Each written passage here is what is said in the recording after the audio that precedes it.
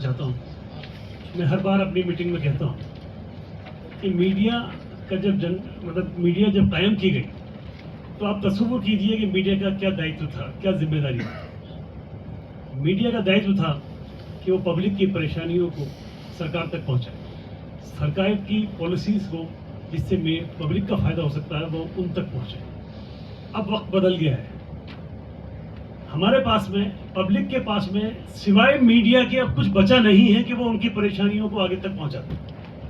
और अगर ये काम मीडिया ना करे तो कहाँ जाएं, किसके पास जाएं, क्या करें? क्योंकि अभी भी मीडिया के ऊपर हम ये मान के चलते हैं कि मीडिया पे कंट्रोल सबसे कम है। हम में जुडिशरी का हम आदमी हैं, हम ये मान रहे हैं कि हम कोर्ट में कचहरी में रहते हैं, बाई प्रोफेशन एडवोकेट्स हैं, उसके बावजूद ये मानता हूं कि कोर्टें मैनेज होने लगी।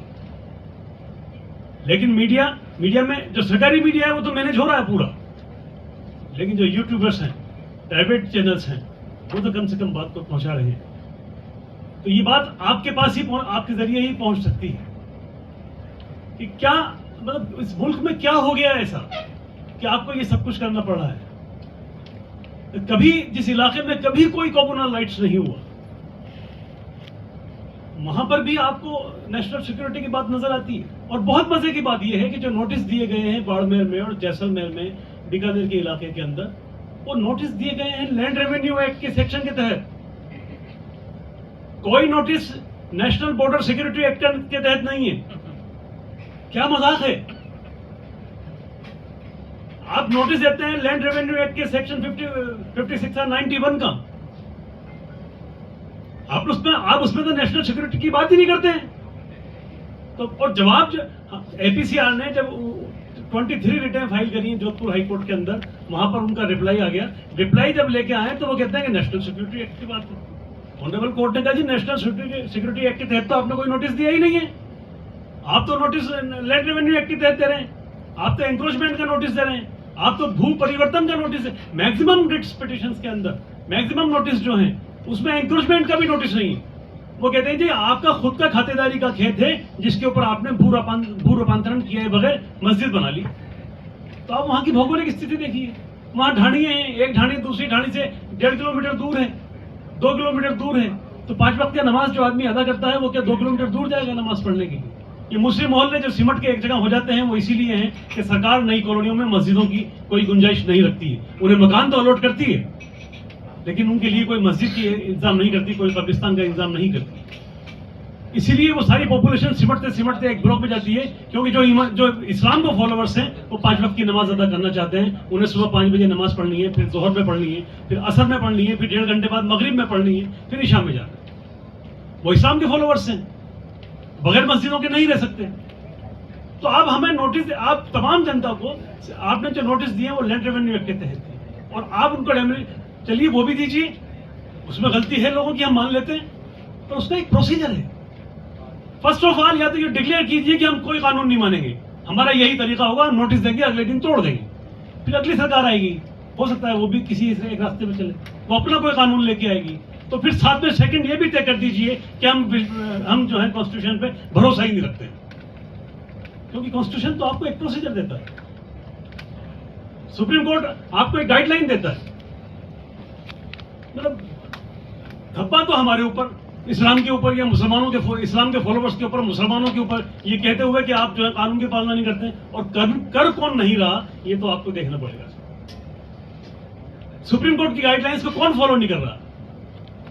मुसलमानों ने तो इस देश में बाबरी मस्जिद के फैसले को कबूल करके ये साबित कर दिया कि हमसे ज्यादा इस मुल्क के सुप्रीम कोर्ट के आदेश को फॉलो करने वाला दूसरा कोई नहीं है। आप किसी एक बड़े मंदिर को डेमोलिश करके देखिए, फिर आपको पता पड़ेगा कौन फॉलोअर्स करते हैं कि नहीं करते। फिर रिलीजियस पैलेस एक्ट का क्या हुआ? उस एक्ट को खत्म कीजिए पहले आप।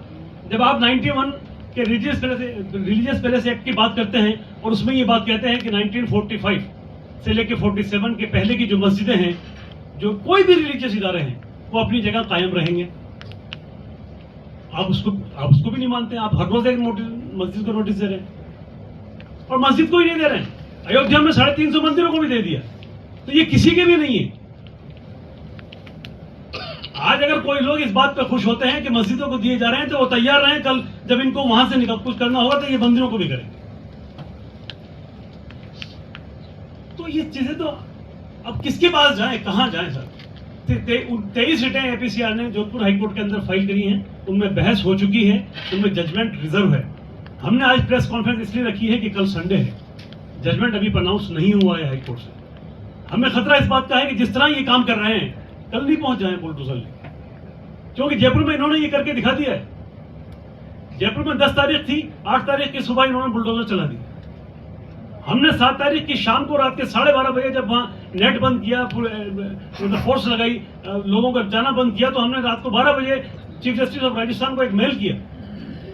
लेकिन वो एक टाइम और टाइम सर सीजे साहब सो चुके थे। सुबह उठ के देखते हैं हम वो कोर्ट पहुंचते उससे पहले तो डेमोलिश कर दिया। तो ये प्रोसीजर क्या किसी भी शख्स को अगर ये लगता हो कि हाँ ये प्रोसीजर ठीक है, तो मैं साफ साफ कहना चाहता हूँ कि तैयार रहिए, ये किसी के साथ में भी होगा। ऐसा नहीं है कि ये हमारे साथ ही हो, या सिर्फ मुसलमानों के साथ में होगा, या सिर्फ मस्जिदों के साथ में होगा। ये तरीका गलत है। आप अगर इलीगल तरीके से कोई कार्रवाई करते हैं तो फिर कानून की चीज क्या बची सर? फिर क्यों आप खत्म कर दीजिए सारी चीजें। आप बहुत सारे इश्यूज हैं, आपको इस बात पे बात करनी पड़ेगी सर, कि अगर मान लीजिए पुलिस ने एक रिपोर्ट दर्ज करी है, कल एक रिपोर्ट आई कि साहब एक बच्चे के साथ में बलात्कार हुआ, हिडेंस ऑफेंस है, नो डाउट हिडेंस ऑफेंस है, पर क्या उसका ये तरीका है कि आप मुलजिम को पकड़ के पब्लिक को दे दो, उसको बराबर जान से मार दो? तैयार रहिए, कल आपके बच्चे में से किसी को पकड़ा जाएगा जो आज इस रूल्स को फॉलो कर रहे हैं। कल वक्त बदलेगा और आपके किसी बच्चे का नंबर आ जाएगा। जिसने गुनाह किया है उसको सख्त से सख्त सजा होनी चाहिए, लेकिन उसका एक प्रोसीजर है। अगर आप पुलिस पे ही छोड़ देंगे सब कुछ, तो फिर ये कोर्ट कचहरी बंद कर दीजिए सारी। मान लीजिए पुलिस को फाइनल, क्या जरूरत है एजीएम की, सीजेएम की, एडीजे की, डीजे की, हाईकोर्ट जज की, सुप्रीम कोर्ट की? क्यों 20 साल मुकदमे लड़ेंगे हम लोग? पुलिस इज फाइनल मान लीजिए, चलिए लाइए कानून ऐसा पास कीजिए कि पुलिस जो कर देगी वो फाइनल है, या एक कोर्ट जो कर देगी वो फाइनल है। पूरी दुनिया में हमारे कानून से अच्छा कोई कानून नहीं है, हमारे कॉन्स्टिट्यूशन से अच्छा कोई कानून कोई दे नहीं सकता। अगर आज हम सब लोग मिलकर उस कॉन्स्टिट्यूशन को दोबारा बनाना चाहें तो शायद हमारे जहन इस लेवल के खुले ही नहीं है कि हम इतना अच्छा कॉन्स्टिट्यूशन बना सकें। जिस आदमी को दुनिया में सबसे बड़ी सजा किस बात की है? किसी आदमी को आप फांसी कर दीजिए, अगले 5 मिनट में उसकी तकलीफें खत्म हो जाती है। लेकिन किसी आदमी को उम्र कीजिए, वो 50 साल जिंदगी के आखिरी सांस तक जेल में जब रगड़ता है तो वही उसकी पनिशमेंट सजा है, और उसको टाइम भी मिलता है कि अगर वो बेगुनाह है तो साबित हो जाएगा। और ये वो बेगुनाह है कि नहीं, ये तय करने वाला कोई मुसलमान या कोई क्रिश्चियन या कोई ईसाई नहीं है, वो हिंदुस्तान के कॉन्स्टिट्यूशन के तहत बनी हुई कोर्टें हैं। क्या आपको उन पर विश्वास नहीं है?